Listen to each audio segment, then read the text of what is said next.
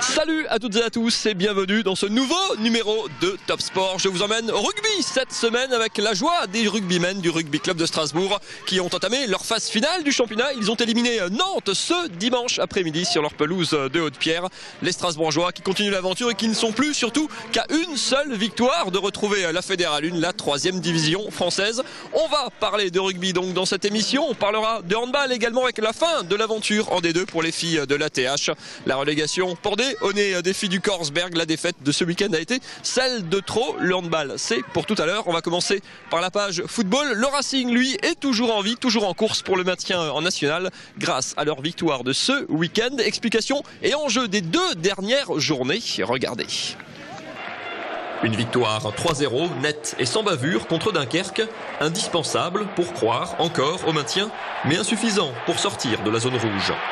À 2 journées de la fin du championnat, le Racing reste relégable, malgré tous les progrès dans le jeu et malgré cette 3e victoire consécutive. La victoire est un petit peu gâchée par rapport au résultat des autres, parce que finalement on fait qu'une moitié de bonne opération à travers ce match. Avec les victoires de Boulogne, de Colomiers et du Poiré-sur-Vie, le Racing reste en effet 15e et premier relégable, à 1 point de Luçon, mais 2 en réalité, en raison de la différence de but particulière, défavorable aux Alsaciens. Vendredi, hormis un petit quart d'heure, en fin de première période, les hommes de Jackie Duguay-Pérou ont largement dominé les débats, couronnés par le triplé d'Alexandre Mendy. On a essayé de gérer parce qu'on a des problèmes, comme vous l'avez vu souvent après but. On a bien géré, on a su remettre une couche en deuxième mi-temps et pour emporter le match et voilà. Il reste 2 matchs au Racing pour se sauver, 2 finales. La première à Colomiers vendredi, la deuxième à la Méno contre le Red Star. 2 matchs à gagner impérativement en espérant en plus un faux pas d'un concurrent direct. Le prochain match, le discours sera le même avant le match que ce qu'il est depuis 5 ou 6 matchs, c'est qu'on n'a pas le droit à l'erreur. Donc si on joue comme ça devrait bien se passer. Maintenant, c'est à moi de continuer à trouver les mots pour que les joueurs soient bien dans leur tête et puis expriment toutes leurs qualités. Il y a 1 mois, après la défaite face à Colmar, le Racing comptait 8 points de retard sur le premier relégable et semblait condamné. L'arrivée de Jackie Duguay-Pérou a tout changé. Aujourd'hui, les Bleus n'ont jamais été si proches d'un incroyable sauvetage. Et le Racing qui est donc en déplacement ce vendredi soir à Colomiers. Les SR Colmar, eux, recevront l'Uznac, le leader de ce championnat national. L'Uznac d'ores et déjà assuré de monter en Ligue 2. Allez, on va laisser la balle ronde pour l'instant, passer à la balle ovale sur la pelouse de Haute-Pierre. La belle aventure continue pour les rugbymen du Rugby Club de Strasbourg qui ont donc battu Nantes à Haute-Pierre ce dimanche après-midi. Les Strasbourgeois s'étaient déjà imposés au match aller. Ils poursuivent donc l'aventure des phases finales. Vincent Bessières vous raconte tout ça. Les Strasbourgeois avaient le sourire hier après-midi, après leur victoire en 16e de finale des playoffs de Fédéral 2. Déjà vainqueurs au match aller 15-6, les Alsaciens débutent la partie confiants grâce à leurs 9 points d'avance. Dans la première mi-temps, les 2 camps se portent sur la défense. Les Nantais ouvrent le score grâce à une pénalité dès les premières minutes. Réponse de l'arrière strasbourgeois Thibaut Zambelli qui égalise à la 32e minute. À la pause, le score est donc 3-3. On s'est mis un petit peu en danger, du coup on a tourné à 3-3 à la mi-temps. Et puis en seconde on s'est un petit peu mieux libéré, toujours avec une défense très bien organisée. On a essayé petit à petit de prendre la mesure avec Romain Lombard qui a très bien mis les points quand il fallait les mettre.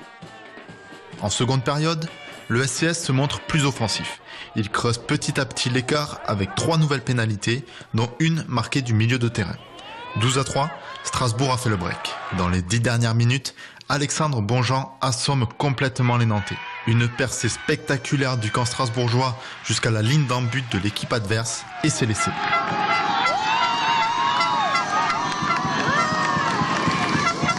Transformation réussie, les Alsaciens mènent 19-3. Pour finir en beauté, 2 minutes plus tard et sur l'interception d'une passe hasardeuse, le numéro 10 strasbourgeois réitère l'exploit. Score final 24-3. Le RCS défiera Niort en 8e de finale. Le vainqueur de cette confrontation évoluera la saison prochaine en Fédéral 1. avec Thomas Sylvestre, demi-de-mêlée du rugby club de Strasbourg. C'était un sacré après-midi. Alors avec une grosse défense surtout, comme quoi à ce niveau-là, à un moment il n'y a pas de secret quand on a un adversaire à 3 points, ça passe généralement. Ouais, complètement. Ça fait 2-3 week-ends qu'on s'applique vraiment sur ce secteur-là, la défense. Et comme on dit au rugby, c'est aussi une attaque, la défense. Quand on arrive à enchaîner des plaquages offensifs, on l'a vu cet après-midi, on récupère des bons ballons, il y a des bons contres à jouer après, et ça remet tout le monde à l'avancée surtout. Et ça entraîne de la confiance pour le groupe, donc la défense encore aujourd'hui nous a permis de revenir dans le match qui était pour le début compliqué. On dit toujours que le rugby c'est un sport de combat, ça l'est quand même encore un peu plus quand tu as des conditions comme en première mi-temps pendant 25 minutes avec des bourrasques de vent, de pluie terribles. Quand on organise le jeu, c'est difficile pour tous les joueurs, peut-être encore un petit peu plus, les choix sont encore un peu plus difficiles quand on a un rôle comme le vôtre de distribution, d'orientation du jeu. Ouais, exactement, on avait prévu les conditions météo, donc on avait prévu un plan de secours entre guillemets avec l'arrivée du vent et de la pluie. On l'a essayé de l'établir avec mon numéro 10 Alexandre Bonjean en première mi-temps et Romain Lombard en deuxième. Et ouais, donc les ballons sont pas les mêmes, on change le plan de jeu, on resserre beaucoup avec les avants, qu'on fait un gros match et qui nous ont remis dans l'avancée. Et du coup, c'est vrai que c'est plus compliqué à organiser, peut-être un peu moins de spectacle pour les gens qui viennent nous voir, mais voilà, on essaie de s'adapter à ce genre de conditions. Au terme d'une superbe saison, au terme qui n'a pas tout à fait fini, on est phase finale, on joue toute la saison pour ça, on n'est plus qu'à une marche maintenant, un match aller-retour contre Beaune a priori, d'aller jouer, de remonter le club en Fédéral 1, forcément ça sera l'objectif se rapproche, c'est devenu l'objectif. Ouais, c'est devenu l'objectif, sans se mentir ça l'a été sur la fin de la saison quand on a pu acquérir la première place, qui était déjà le premier objectif de la saison, et quand on est lancé dans ces phases finales, voilà, c'est tout cet engouement là qui donne envie de jouer. Et c'est des bons matchs à jouer, le groupe vit bien et voilà, donc là clairement l'objectif sera de gagner ces 2 prochains matchs pour permettre au club de retrouver la Fédérale 1 l'année prochaine. La suite avec Benjamin Schaub, le directeur sportif de cette équipe du rugby club de Strasbourg, avec le sourire, parce que quand on gagne, quand l'aventure continue, forcément ça se passe bien, le public, les joueurs, tout ça aime bien le jeu d'attaque. Les entraîneurs, ils aiment bien quand ça défend bien quand même, donc forcément, outre la qualification, la défense c'est quand même le gros motif de satisfaction aujourd'hui. Ah oui, absolument. Aujourd'hui, on voit qu'on prend encore que 3 points, on a déjà pris 6 points à l'aller, 9 points de match, c'est quelque chose de quand même assez incroyable. On félicite nos joueurs de leur implication, ils travaillent énormément. Aujourd'hui, c'est mérité. Ils se sont donnés pour ça. Maintenant, il nous reste le 8e de finale. On va tout faire pour aller le chercher. On en parlait avec Thomas Sylvestre il y a un instant. C'est vrai que l'objectif c'était de reconstruire une équipe, un club en début de saison. C'était d'être dans les 4 pour jouer les phases finales. Puis ça a été d'être premier. Tout ça, ça a été réussi. Vous finissez premier de la saison régulière. Après, forcément, quand il reste plus qu'une marche pour aller chercher la montée en Fédéral 1, ça devient, comme avec Thomas tout à l'heure, ça devient l'objectif forcément. Ça peut pas être autrement. Oui, non, forcément, c'est sûr. On est parti. On voulait reconstruire une équipe, reconstruire tout ce qui passait autour du club. Aujourd'hui, on voit qu'on a avancé bien plus vite que prévu. Et c'est aussi, encore une fois, grâce aux joueurs, grâce au public qui vient nombreux, de plus en plus nombreux et qui viennent nous soutenir. Par rapport au jeu, les joueurs sont énormément investis pour le comprendre. Ça n'a pas été toujours simple, mais aujourd'hui, on peut voir qu'on est capable d'être très fort défensivement, mais aussi offensivement. Donc c'est de bonne augure pour ces 8e et peut-être plus. On a vu de l'extérieur parfois tendance à faire des catégories un peu entre les équipes, celles qui jouent plutôt devant avec des équipes plutôt puissantes, les autres qui jouent plutôt au large. Vous avez quand même vraiment un peu les deux caractéristiques. On a l'impression que Strasbourg est capable de s'adapter à ces conditions, aux conditions de jeu, aux conditions climatiques aussi. Qu'il y a vraiment beaucoup d'atouts dans la manche de cette équipe, qu'elle peut voyager loin. Oui, absolument. Au-delà du plaisir, c'était le maître mot de notre projet. On a des joueurs vraiment intelligents qui savent s'adapter. On voit que aujourd'hui, on a eu un moment, un petit ouragan qui vient sur Haute-Pierre, mais ça nous a pas déstabilisé. On s'est adapté, on a joué un peu plus du pied, mais on a su être très patient parce que c'était difficile face à cette équipe de Nantes qui a voulu aussi mettre son jeu en place. Mais à la sortie, les joueurs sont contents là, c'est vrai, c'est bien. Il n'est pas question de vendre la peau avant de l'avoir tué, mais quand un club joue ou prépare une montée, c'est vrai que c'est un gros passage, le passage en Fédéral 1. Le club, toujours dans cette période de reconstruction, est serait prêt à enchaîner une montée, une remontée directe, puisque le club, on le rappelle, a été relégué la saison dernière. On fait tout pour être prêt, autant sportivement que financièrement, parce que c'est aussi le nerf de la guerre. Il faudra que le financier suive, parce que dans cette catégorie de Fédéral 1, c'est des grosses équipes, beaucoup de professionnels.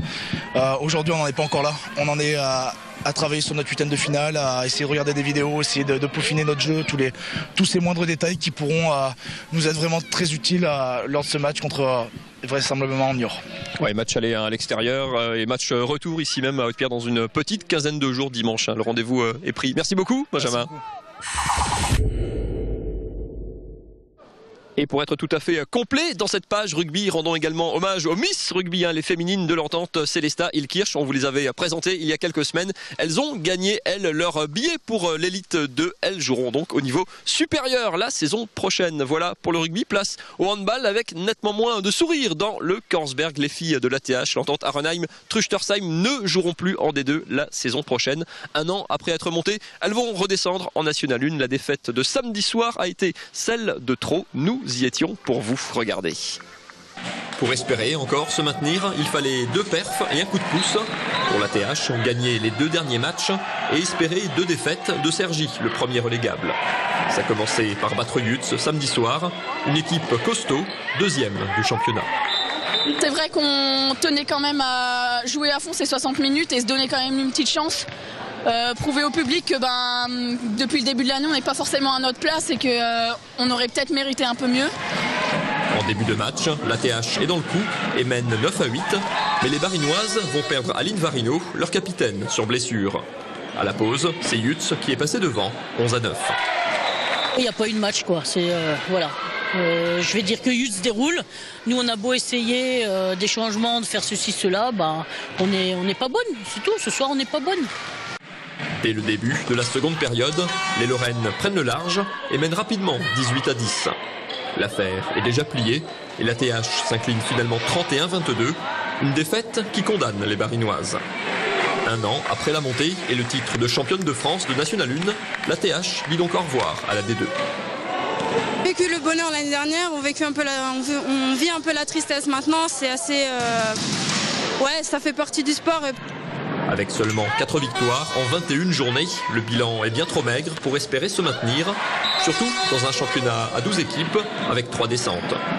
Mais leur entraîneur en reste persuadé, il y avait mieux à faire pour cette équipe qui avait bien commencé sa saison.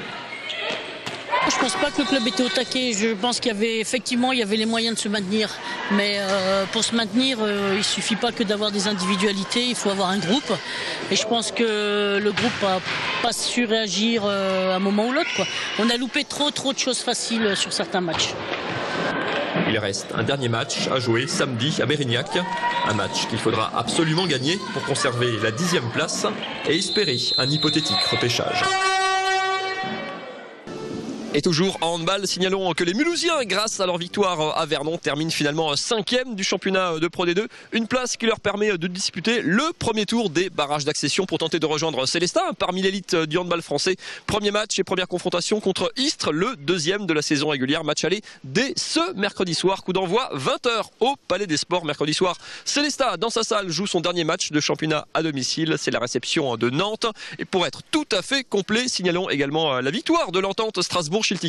Nous étions chez eux dans leur salle la semaine dernière. Les Strasbourgeois se sont imposés à Sarrebourg. Ils terminent donc premier de la saison régulière et joueront eux les barrages d'accession pour monter en Pro D2. Ce sera à la fin du mois. Voilà pour le handball, voilà pour Top Sport de cette semaine. On se retrouve bien sûr lundi prochain pour une nouvelle émission. Jeudi soir, 19h40 dans Club Racing. Excellente semaine à toutes et à tous. Salut.